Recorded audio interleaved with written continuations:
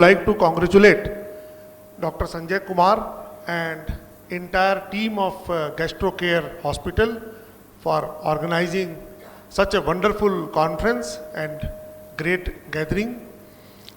I would like to extend my sincere thanks to Dr. Sanjay Kumar for giving me this opportunity to present a short video to this August gathering. So before coming to the video, let me give a brief history of the patient.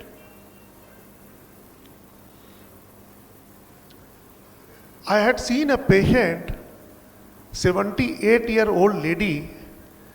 She was bedridden and she was having multiple comorbid conditions in the form of bilateral hip replacement, hemiarthroplasty of hip, and recent fracture of neck of femur. She was hypertensive since last 20 years. She presented to us with right upper quadrant pain, fever with chills, and non-bilious vomiting.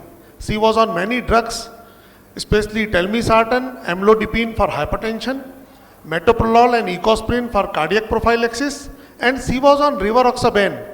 As she was bedridden, she was given rivaroxaban for DVT prophylaxis. At the time of admission, she was found conscious oriented and her pulse was 128 per minute. It was irregular. She was in AF. She was in shock. BP was 80-50. Respiratory rate was 46 per minute. She was febrile and saturation was 92 on room air. She was having pallor and systemic examination showed per abdomen examination Murphy sign positive and there was no free fluid. Lab values, she was having leukocytosis of 25,000, predominantly neutrophil, platelet count was normal, creatinine was mildly elevated, 1.9, she was having hyponatremia and her procalcitonin and CRP was very much elevated and LFT was normal except low albumin and INR was also deranged, 1.8. ABG was suggestive of metabolic acidosis, pH was 7.2 with bicarb of 12. The ultrasound which was done showed over-distended gallbladder and it was filled with sludge. And ECG was suggestive of an atrial fibrillation with fast ventricular rate. The CT was done, you can see that there is an over-distended gallbladder and there is a close proximity with the stomach and duodenum. There is no perforation. So at this juncture, we admitted the patient with optimal medical treatment started, antibiotics started and urgent surgical consultation was sought as we were dealing with acute acalculous cholecystitis with septic shock, with atrial fibrillation, with fast ventricular rate. Her anticoagulant rivaroxaban was stopped. So despite of 48 hours of medical treatment, her medical condition deteriorating. Bilirubin rose to more than 2, respiratory function declined and she needed NIV support. She went into altered sensorium and vasopressor doses started building up. At this juncture, surgeons were unwilling to touch and only thing was some alternative option for gallbladder decompression. As we all know that acute cholecystitis, whether it is calculous or acalculous, the treatment is laparoscopic cholecystectomy and it is the gold standard. But what are the contraindications of lap chole? When the ASA is more than 3, when the patient has significant thrombocytopenia, coagulopathy, advanced malignancy and cirrhosis of liver. According to Tokyo 2018 guidelines, my patient falls into grade 3 severe acute cholecystitis since there was organ dysfunction. There was cardiovascular, neurological, renal and hepatic dysfunction.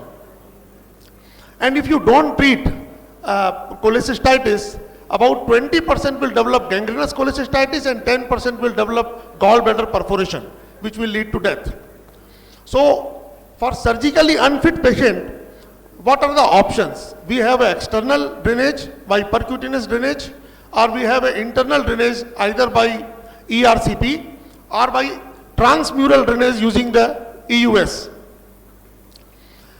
Percutaneous drainage, we have seen it is available since 1970 and it is an age-old procedure. It is very safe, very effective.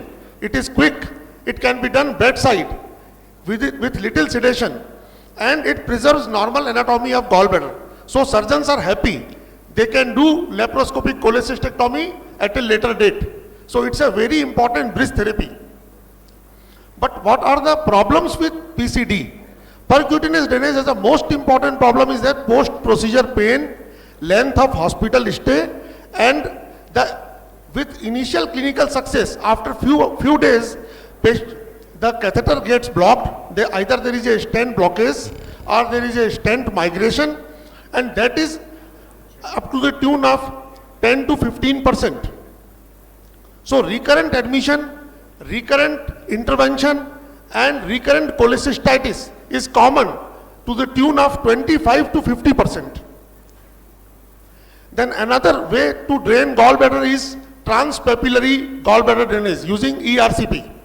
But it is technically challenging because cystic duct is very difficult to cannulate, especially in a very sick patient, and there is always a risk of blockage of the stent because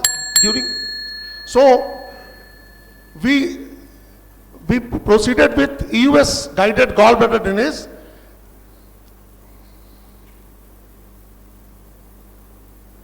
This you can see the gallbladder is over distended, and the distance between the gallbladder and the duodenal wall was less than 10 millimeter. So we proceeded with hot exhaust stent from Boston Scientific. It is a cautery enabled lamps which is available in a diameter of 10 millimeter, 15 millimeter and 20 millimeter. So with that much wider diameter, the decompression of gallbladder is very quick.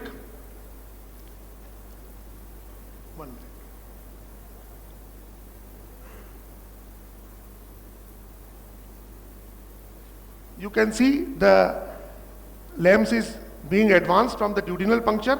The distal flanges is deployed under endoscopic guidance, EUS guidance, and the proximal flanges is deployed using the endoscopic guidance. You can see the pus getting drained, and within few minutes only the gallbladder is completely drained, and the total time taken during this procedure was 8 minutes, and the patient improved dramatically. She went to room in 48 hours and she was discharged in 7 days time.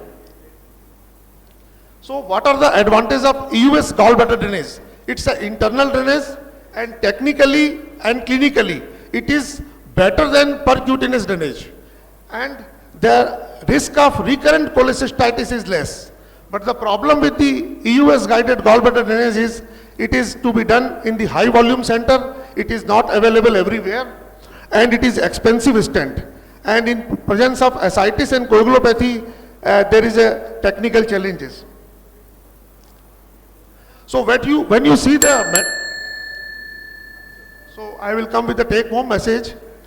So EUS guided gallbladder drainage is one of the promising tool to treat acute cholecystitis in surgically unfit patient. It is not only a bridge therapy, but it could serve as a destination therapy also. If the patient is having comorbid condition and comorbid condition is not going to get reversed, one can offer LAMS guided gallbladder drainage. Thank you.